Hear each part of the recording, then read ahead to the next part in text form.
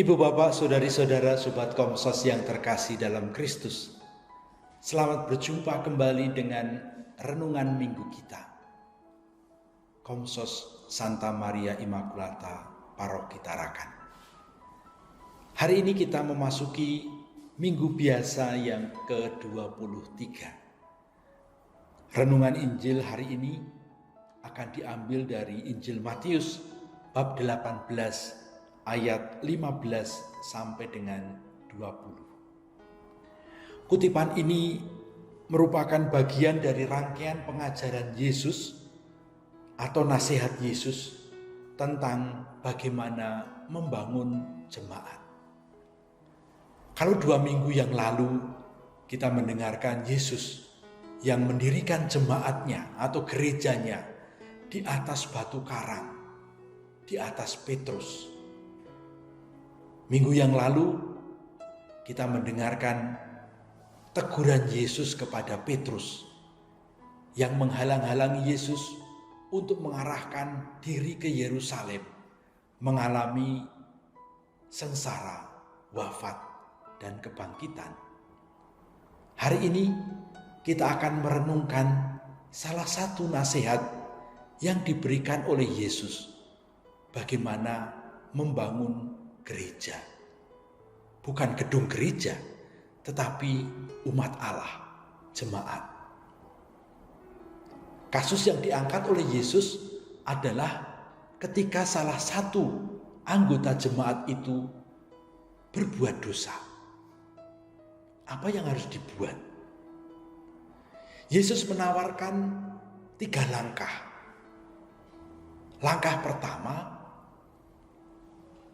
saudara yang berbuat dosa itu ditegur 4 mata. Sebagai saudara, prinsip yang mau ditekankan di dalam membangun jemaat adalah kedewasaan dan rasa persaudaraan. Tegurannya itu bukan teguran sebagai sebuah sikap memojokkan, mempersalahkan, tetapi lebih mengingatkan sebagai saudara bahwa kamu melakukan sesuatu yang salah. Tetapi kemungkinan orang yang ditegur tidak mau terima. Maka langkah kedua adalah membawa 2-3 orang saksi yang mengetahui perkara itu.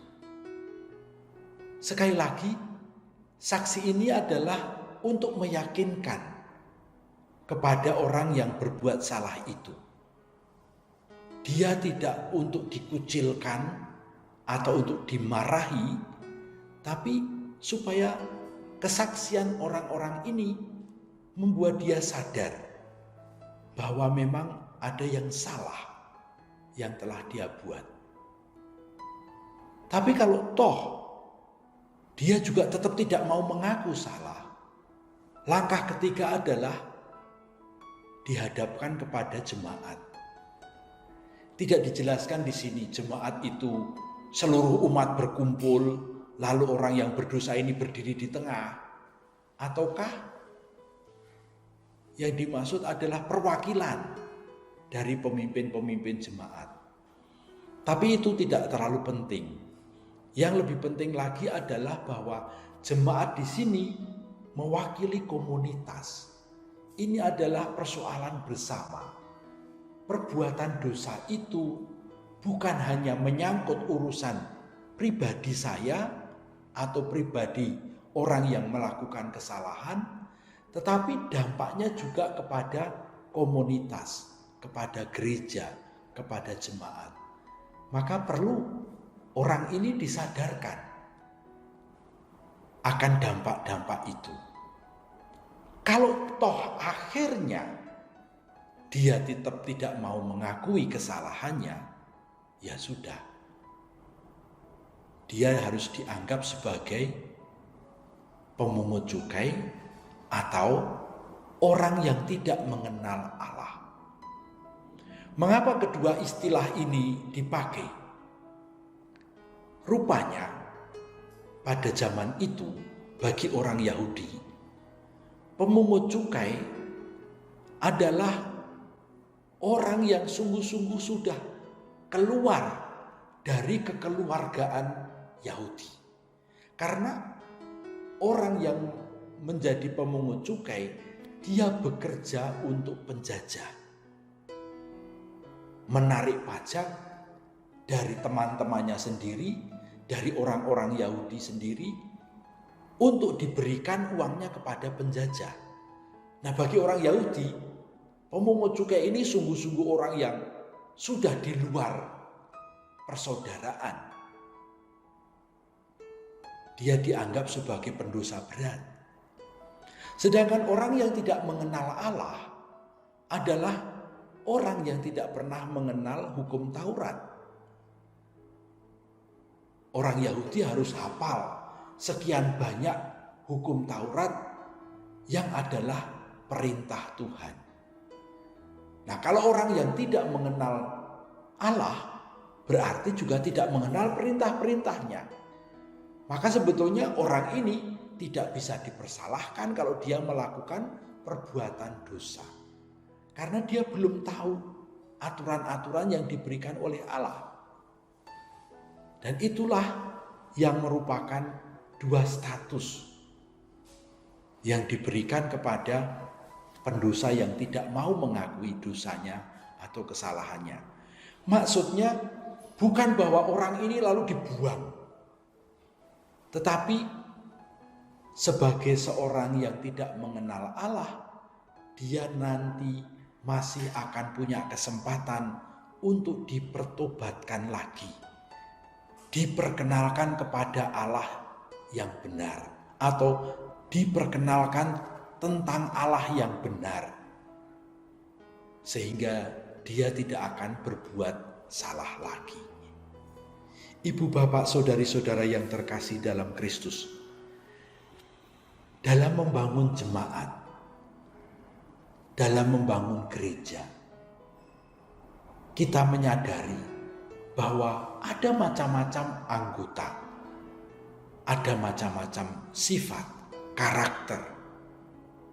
Dan gereja bukan hanya beranggotakan orang-orang suci, tetapi juga orang-orang berdosa. Bahkan tidak ada yang berani mengatakan sebagai anggota gereja, aku ini paling suci. Kita adalah sedang dalam perjalanan menuju ke sana dengan mengikuti Yesus. Termasuk Yesus yang mengarahkan jalan ke Yerusalem untuk menderita, wafat, dan bangkit. Maka setiap orang yang menjadi anggota jemaat adalah orang-orang yang bersama-sama dengan yang lain mengikuti Yesus. Yesus sendiri selalu mengajarkan bahwa aku datang bukan untuk mencari orang benar, tetapi orang berdosa supaya bertobat. Dan dia membuat perumpamaan tentang domba yang hilang.